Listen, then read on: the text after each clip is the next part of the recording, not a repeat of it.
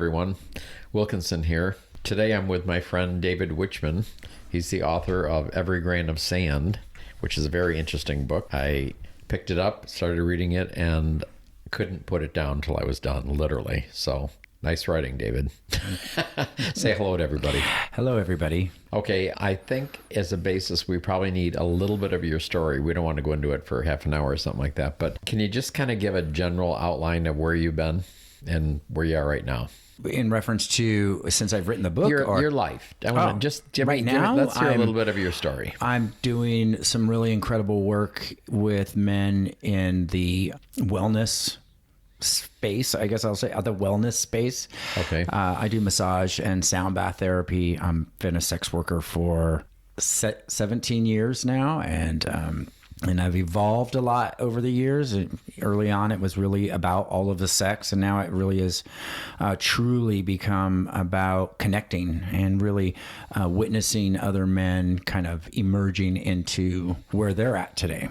Okay, well, how did you get there? Let's hear a little of the story.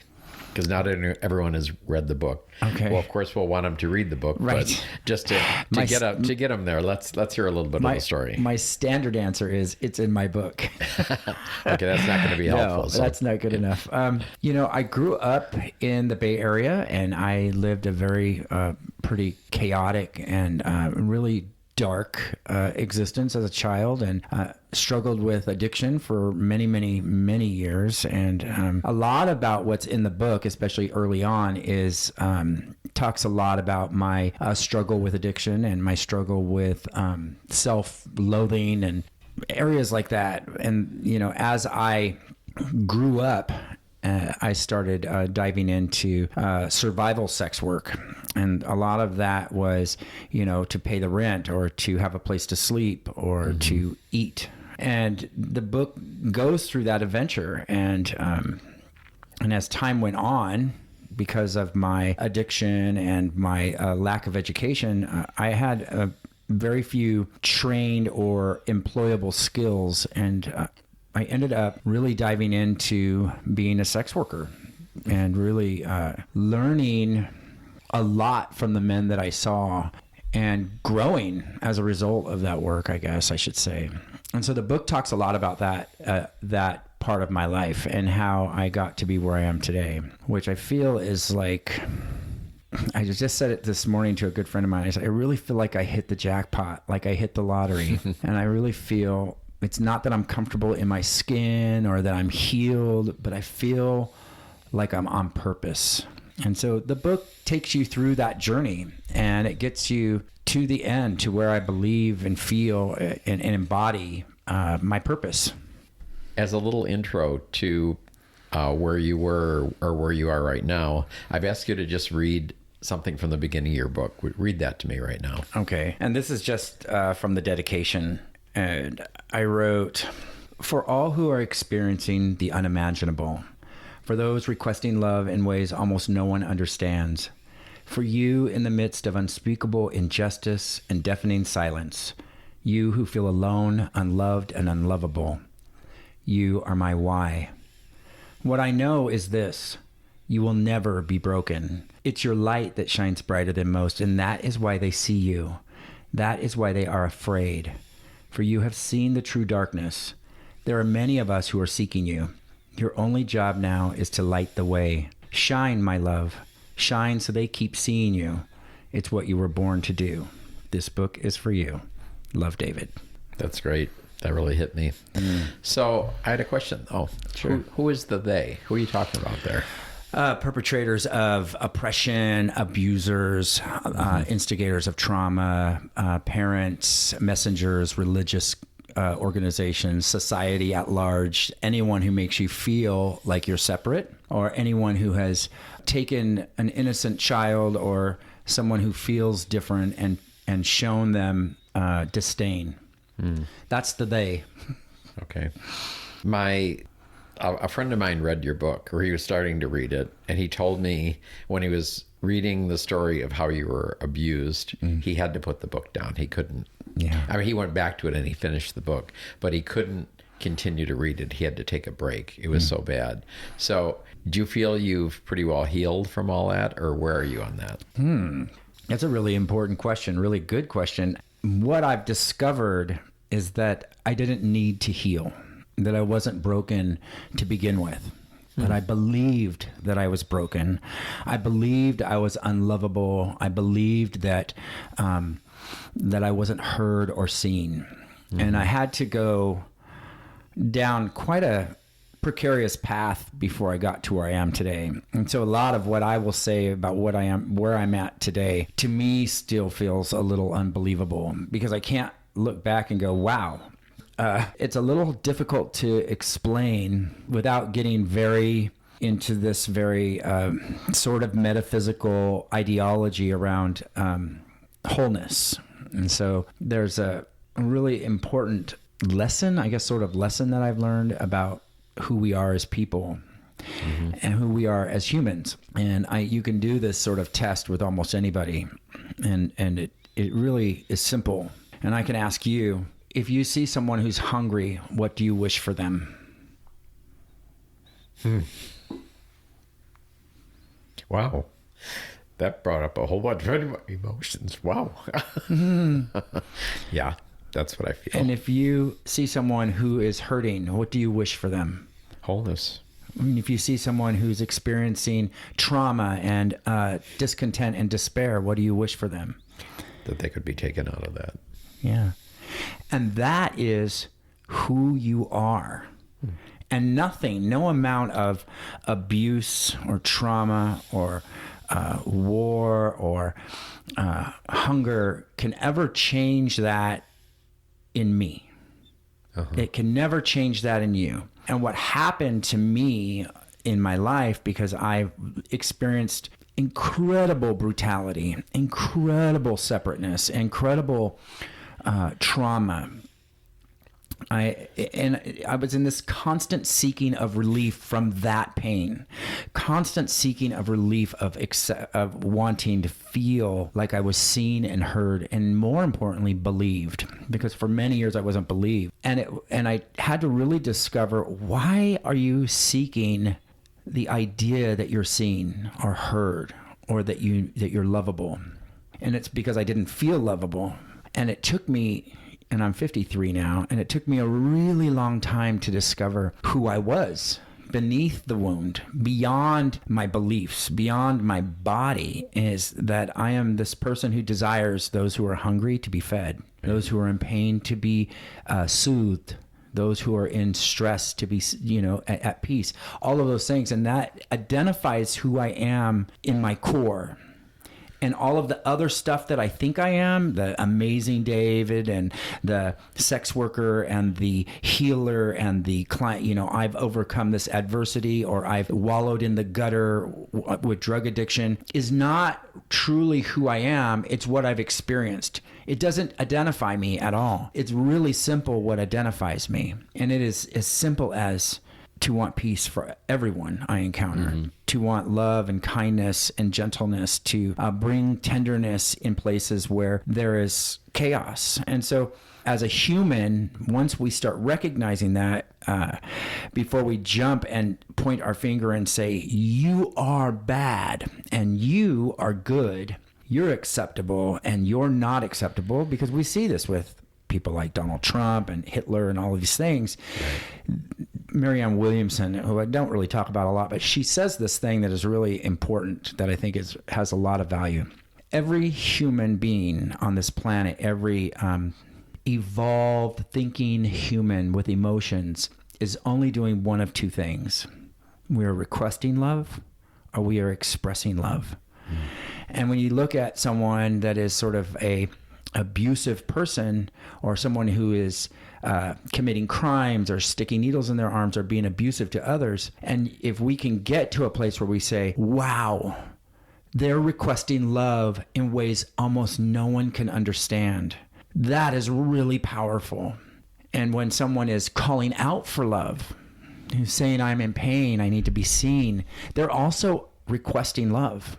And when we are compassionate and empathetic and loving and kind, even to those who may be harming others, even to those who are abusers. It's not that we've forgiven them. It's not that we're accepting their violence. It's not that we're accepting their chaos. It's that we are seeing that they're requesting love in ways that I can't understand. And it allows us this small little moment to breathe and be like, okay, that person beneath their wound is just like me. Exactly. And I don't mean to say that like we're all alike. We're all very different and very unique and wonderful, interesting, chaotic, horrible people all at the same time. Mm-hmm. And we all have the capacity to be all of those things. And so a big part of this process for me has just been really gratifying in a way, because I'm actually able to, I say this with great trepidation, step outside of judgment for a moment and just witness what I'm seeing. Before I'm pointing my finger, before I'm running away, before I'm reacting or responding to a situation that feels traumatizing to me, or, it doesn't mean that I don't react. It doesn't mean that I don't get angry. It doesn't mean that I don't respond. It doesn't mean that people who are horrible, and people are horrible, don't piss me off, because they do.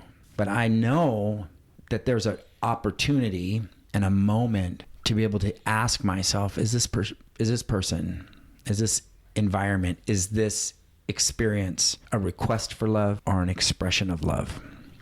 And it's a really powerful place to be. It's interesting because I'm sure there are people listening to this podcast when they hear, oh, I'm a sex worker.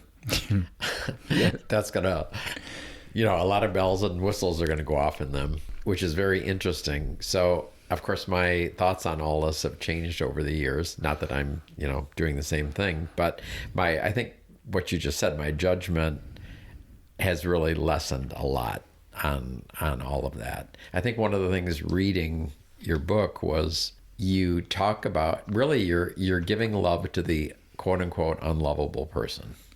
You're bringing them something that they wouldn't have access to. Would you agree with that, or do you look at it in a different way? I don't want to agree with that, although it seemingly presents that way to a lot of people. Okay. Because, and a little backstory, I had to rewrite part of this book myself, because there was a lot of that narrative going on in the book when I read the first draft. And I was like, is this true?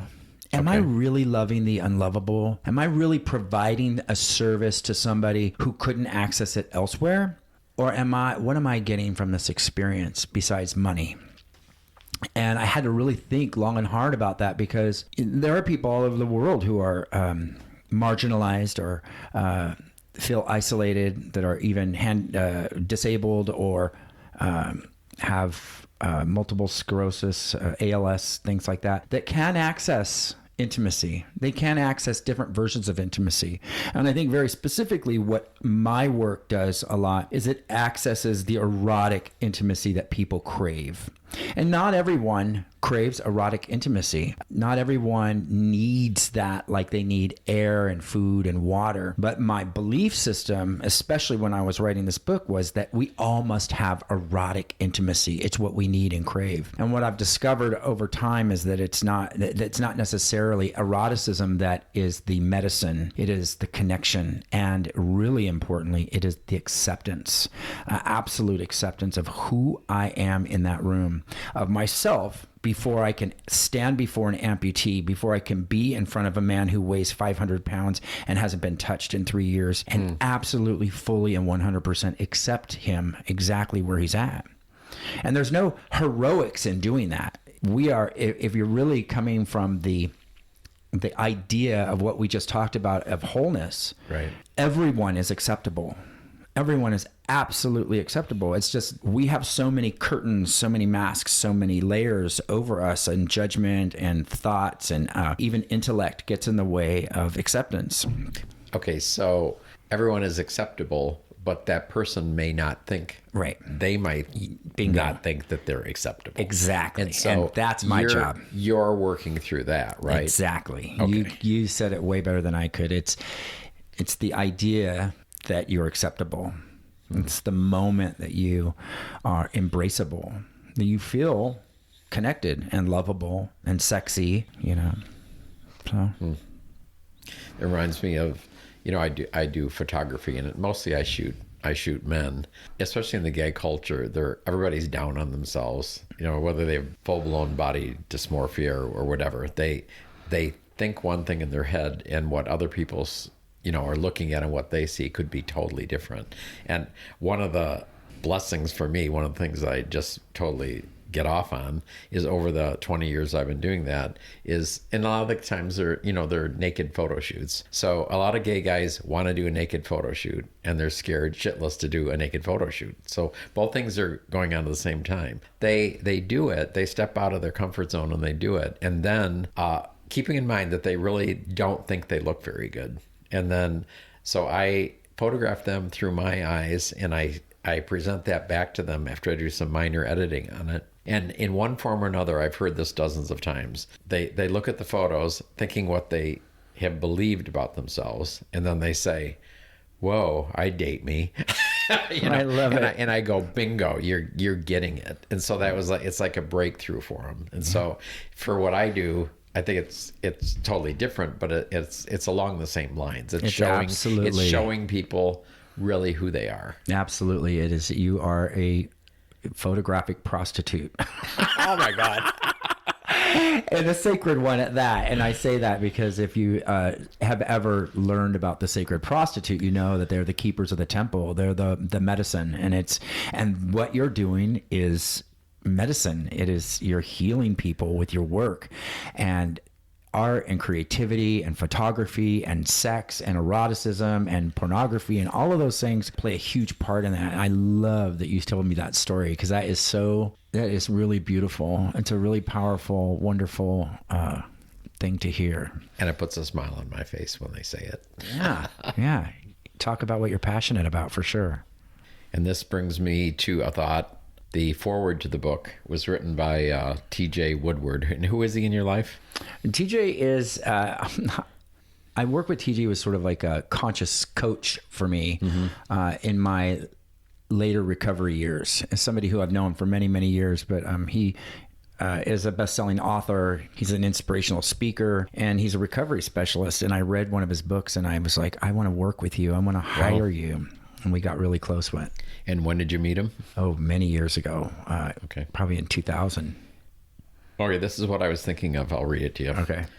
Though Every Grain of Sand is largely about David's recovery from severe drug addiction, I hope that anyone who reads it will recognize how all of us find ways to escape being fully present with ourselves and with what is, whether through alcohol or drugs, television, food, sex, shopping, social media, or any other adequate distraction from our thoughts and feelings. We all look outside of ourselves for relief. And though not all coping strategies are as destructive as crystal meth, all such efforts take us away from the experience of our essential selves and the joy of being. The good news is that no matter what has happened in our lives, beneath all of our behavior is a whole and perfect spiritual being, a revolutionary idea in a world in which we chronically perceive ourselves as broken or damaged in some way. We create our lives from those core beliefs and confirm their apparent truth by the resulting experiences. As this story illustrates, we can only break destructive patterns with love and compassion for ourselves and others. Talk a little bit about addiction. I want to hear your read on it at this point in time. Currently, my current status of addiction. Well, and TJ really said it all. And I think he I probably earlier on in this podcast repeated basically what he had said so eloquently in the foreword to my book.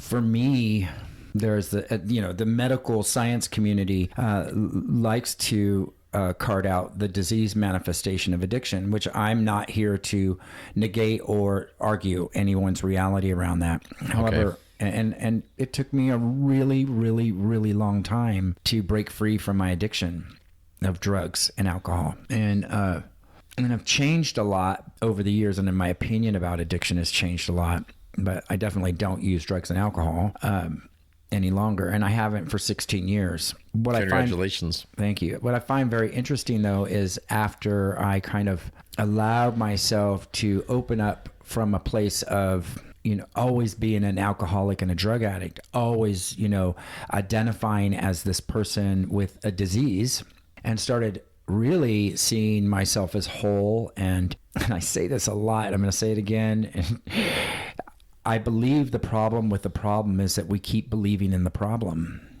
And from that place of brokenness, from that idea that I am this thing, I am an addict, I am an alcoholic, it re-manifests and retells the story of the constant struggle to be free from something. But it also tells a story of the victory of freedom from that story. And there's two sides to that coin. It's like, I've climbed the mountaintop, I've gotten on top of the mountain, and here I am, look at me go.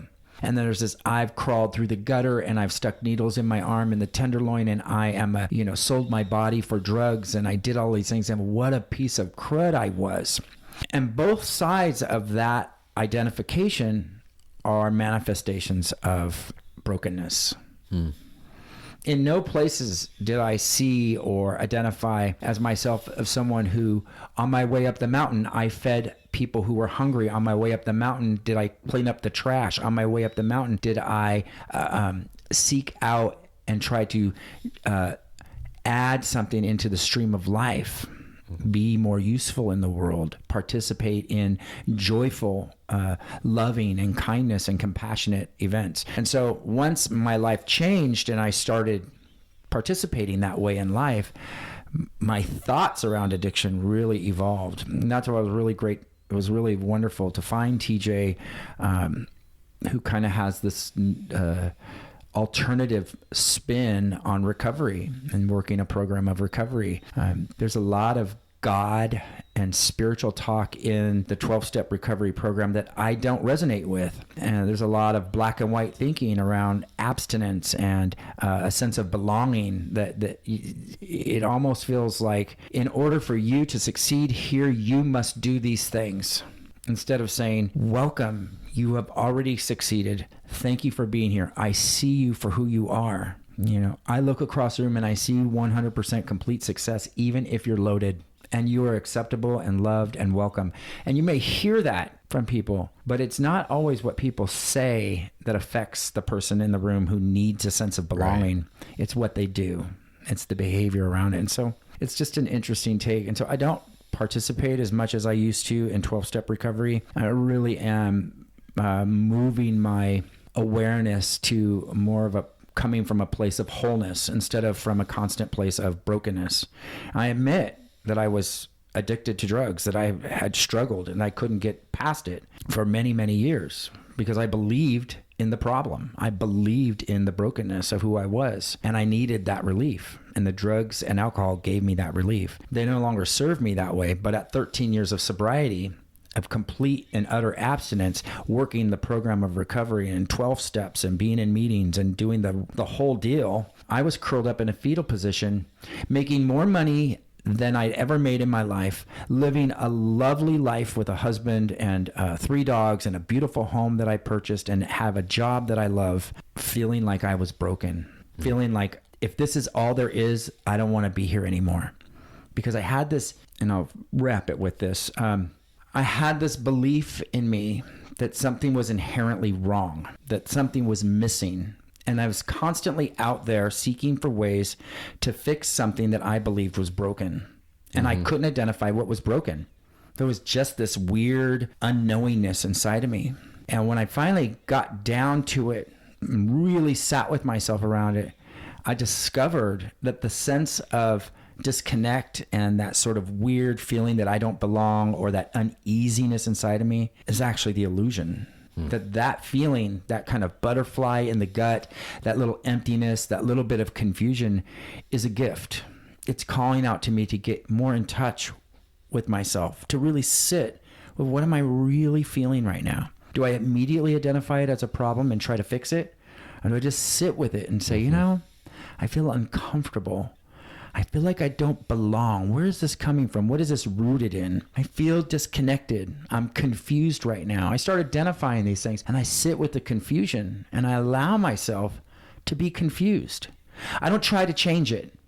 I don't try to take a pill or go to a therapy session or try to lock it up away in a room. Or I'm angry and I've acted out and I've screamed at my partner I don't take that anger and go, you're wrong and you go away, because I'm not going to be angry. I'm only going to be positive and in a good mood today. And that's what pisses me off a lot about choosing happiness. It's like, you can choose happiness all you want, but if you don't embody and embrace your anger and your hostility and your darkness and the shadow, you're just locking it up for a rainy day. And so that is really where I've been I lost my train of thought a little bit, but that's really where I've gone with feelings and emotions in recovery, because a lot of recovery is all about not wanting to feel what we're feeling, not wanting to be in our bodies. Right. Yeah. Something I learned recently, I'll give you an example. I work with Mark Hollenstein doing energy work and that, but probably about 2 weeks ago, it was a Friday night, and I just felt everything was going great, but I just felt shitty, totally shitty. And I felt the end of the world was coming. I felt, no one understood me. I felt fearful. I felt all of this stuff. And then I realized that's not my energy.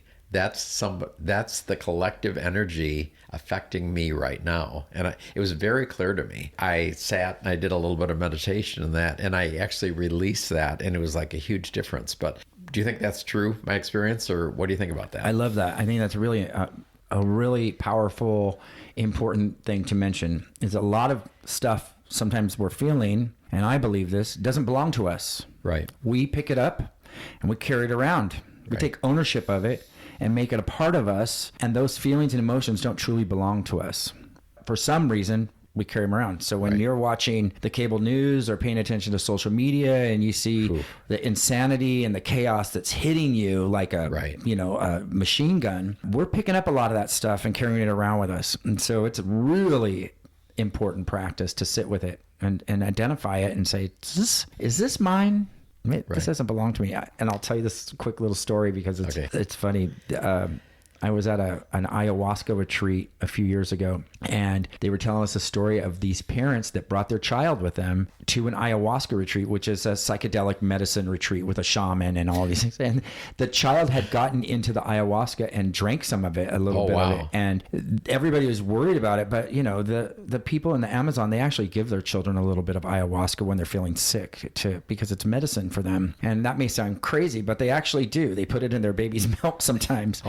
And the child, 6 years old, and was in the pool standing there, and everybody was worried about her. And she was like speaking to them saying, this doesn't belong to me. This is yours. And she was handing back emotions to her family, to her mother and father. She's like, this isn't mine. This is yours. You don't know who I am. It was amazing. And 6 years old. Yeah. And to hear this story about this child who was just like letting go of things that she picked up along the way that didn't belong to her was a really poignant moment for me. I was like, wow, we do pick up stories and energies on our path. And I think we do it because we learn from it. We learn.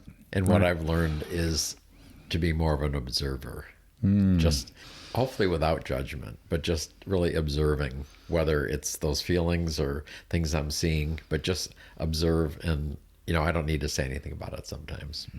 But I want to go back to something. Okay. So you talked about addiction. So let's throw one at you. So you come from a drug and alcohol addiction background. I mean, that's what happened in your life, right? Yes. So what if somebody said to you today, okay, well, you're past that, but you've just exchanged that addiction for another one, and now you're a sex addict. So what would you say to that? Absolutely. I say, hell yes, I'm a sex addict. Yes, so I'm a sex addict. If my sex life is addictive, I am 100% in it.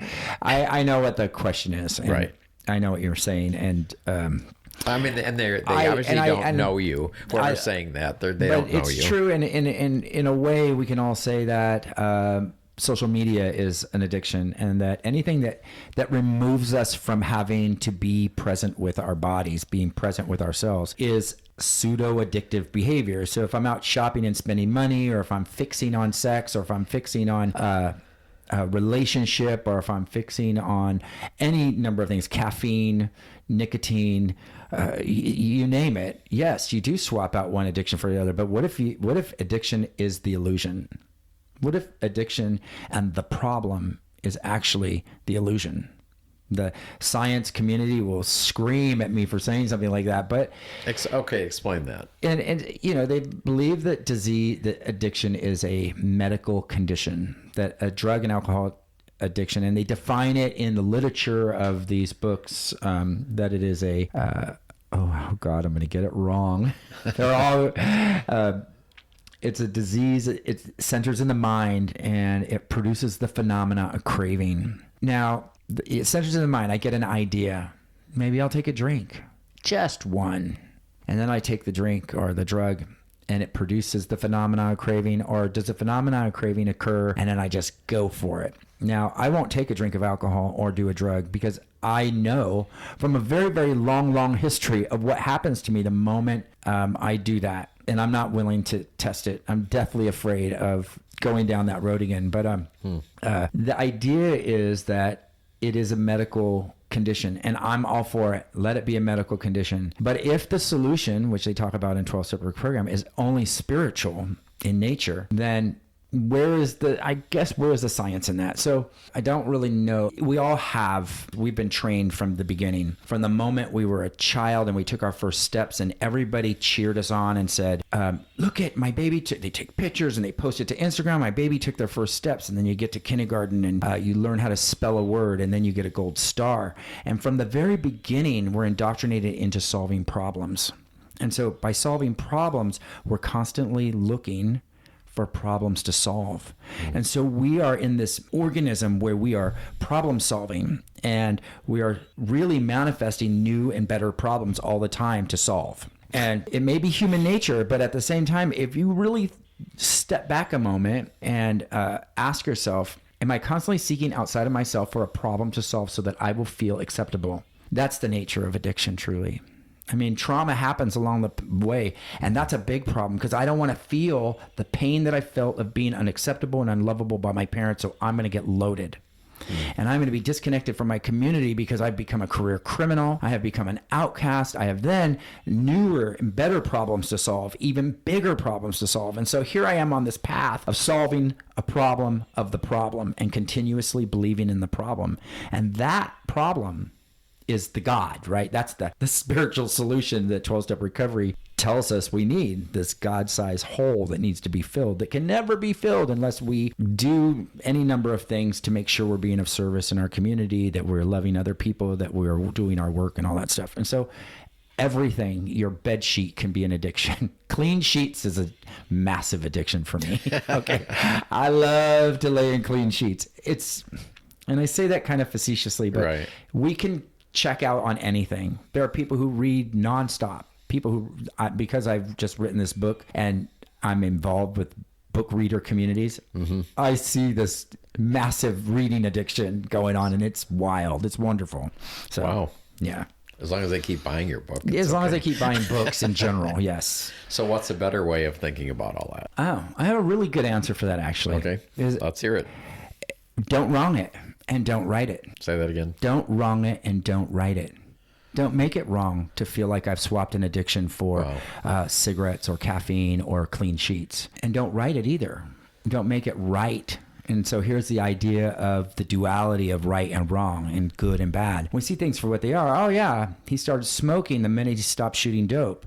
Well, it's a little bit better of an addiction. There's all of these negotiations that go on, right? The hierarchy of addiction. Right. Yeah. And so it's sort of risk assessment or harm reduction or whatever we choose to call it these days. And one of the things it is that you just said is becoming the observer, right? Allowing yourself to witness the behavior, allowing yourself to be a witness, stepping outside of judgment. And the more that you can do that, the more that I can do that, the further away I get from calling something addictive behavior.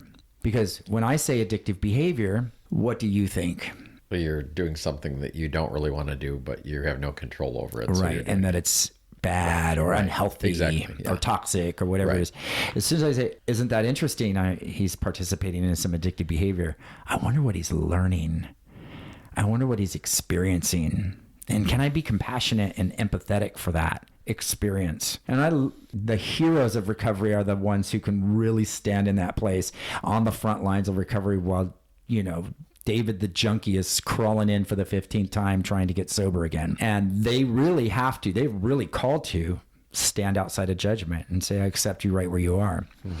And I'll say this really important disclaimer about my position on 12-step recovery right now. I absolutely needed 12-step recovery. I needed all the A's. I needed the alcoholic and the narcotic and the crystal meth and the whatever kind of A they handed me. I needed it.